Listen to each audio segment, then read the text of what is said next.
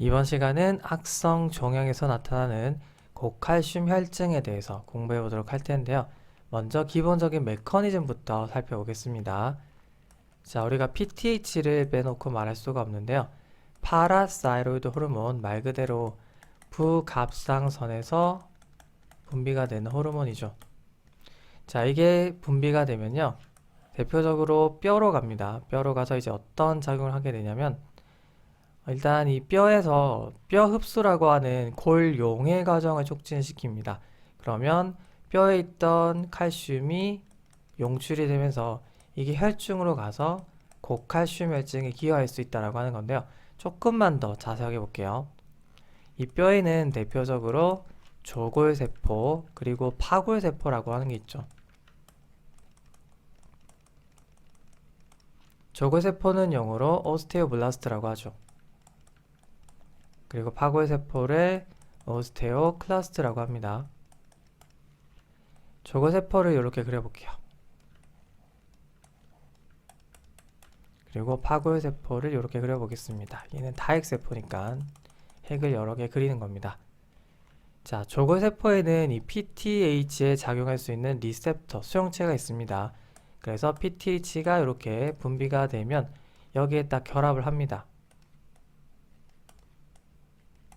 그러면 조골세포에는 어떤 변화가 발생을 하냐면요. 찌리릭 신호가 발생을 하면 얘가 이제 랑클이라고 하는 그러니까 일종의 라이간드입니다. 이 라이간드가 그 발현이 증가하게 돼요.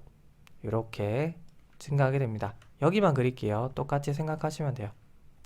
요게 이제 증가하게 되면은 파골세포에 있는 바로 랑크랑 결합을 할 수가 있어요. 그러니까 랑크는 랑클이라고 하는 라이간드랑 결합할 수 있는 구조라고 생각을 하시면 되고 얘네들이 이렇게 만나게 되면은 자, 파골세포에도 어떤 변화가 발생하겠죠. 바로 말 그대로 이름값을 하는 겁니다.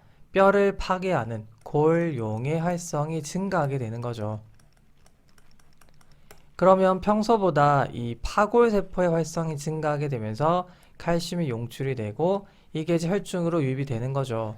그러면 일단 뭐 알부민이랑 결합하는 형태도 있겠죠. 또는 그냥 이제 이온화된 형태로 칼슘이 떠다니게 되겠죠. 요게 이제 혈중에 증가하게 되고 이 칼슘의 농도를 감지한 부갑상선에서는요. 결국에는 이 PTH를 지금은 그렇게 많이 필요 없구나 라고 해서 음성 피드백에 의해서 다시 정상화된다. 이렇게 생각을 하시면 되는 겁니다.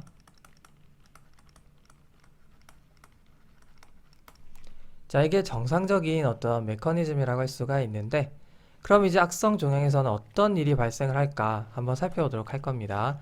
첫 번째는 유방암 그리고 다발골수종 이런 것들을 생각할 수가 있어요. 그러니까 아무래도 유방암은 전이 암의 형태로 이제 뼈에 전이가 된 거죠. 이렇게 한번 그려볼게요. 또는 이제 다발골수종 같은 경우는 이름에서도 알 수 있지만 원발성으로 뼈에 생길 수 있습니다. 요거는 그 항체를 만드는 형제세포의 이제 비정상적인 증식이랑 관련이 있다. 이렇게 생각하시면 돼요. 어쨌든 이렇게 이제 뼈에 침범을 하게 되면은 이 자체가 이런 파골세포의 골용의 활성을 증가시켜서 칼슘 용출이 증가되니까 이렇게 고칼슘 혈증이 나타날 수가 있다라고 생각을 하시면 됩니다. 그리고 두 번째는 림프종이라고 하는 게 있는데요. 자, 참고적으로 림프종뿐만 아니라 우리가 이제 유가종성 질환이라고 하는 것들 있죠. 그래뉼로마토스 디지즈 있죠. 대표적으로 유육종증, 사이코이도시스, 그리고 이제 결핵이 대표적입니다. 여러분들이 이 유육종증을 공부하실 때 보면요. 고칼슘 혈증이 있어요.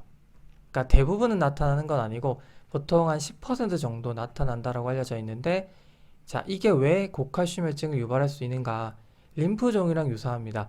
이런 상황에서는요. 비타민 D의 활성형이죠.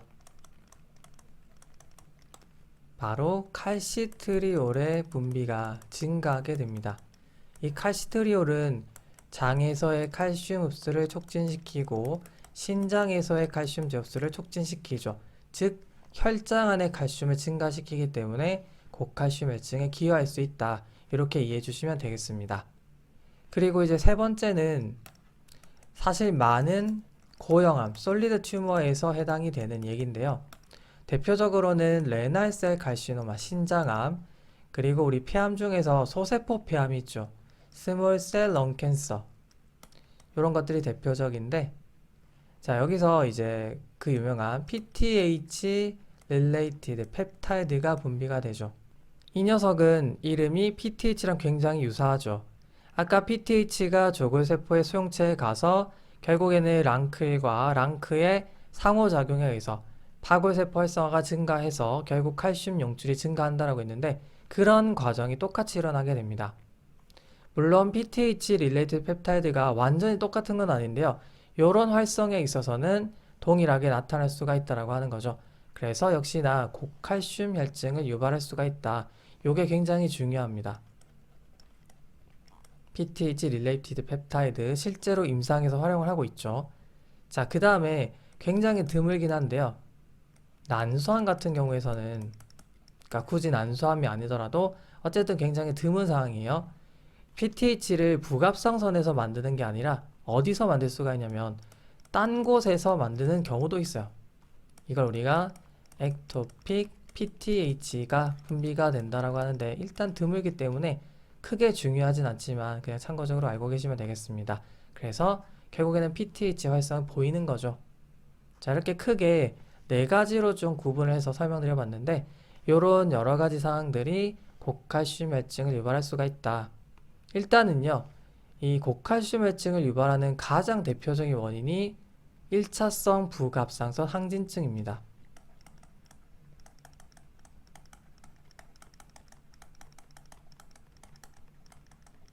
그 다음에 흔하게 나타나는 경우가 바로 이런 2차성 원인에 의한, 즉 악성 종양에 의한 고칼슘 혈증이기 때문에 요거를 또 알고 계셔야 된다라고 하는 거죠. 그러면 우리가 얘네를 어떻게 감별하면 좋을까? 여기에 대해서도 우리가 공부를 해야 되겠죠.